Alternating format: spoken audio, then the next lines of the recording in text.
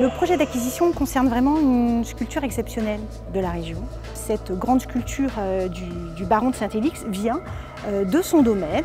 Et donc il avait demandé à François Lucas, qui est le grand sculpteur de la deuxième moitié du XVIIIe siècle, de réaliser pour lui des décors pour des parterres de son jardin. Et il s'est fait donc représenter en pied, en costume d'époque. C'est une œuvre d'1,93 m, donc quelque chose d'assez immense, dans une technique qui est particulièrement fragile.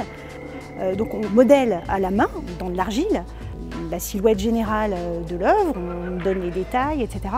Et puis après, on découpe en différents tronçons pour pouvoir cuire ces éléments et que la cuisson soit à peu près homogène. Et on remet des joints pour reconstruire l'ensemble.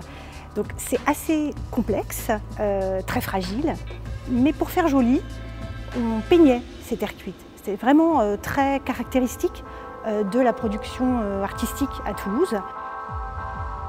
Le financement de cette œuvre d'exception est assuré à 70% par l'État, la région et la ville de Toulouse qui a fait un très gros effort sur cette opération.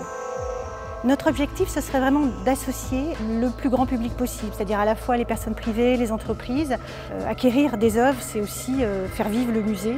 Dans ce cadre, c'est toujours important aussi de rappeler que le frère de François Lucas, le sculpteur qui nous intéresse aujourd'hui, était aussi l'un des fondateurs de notre musée.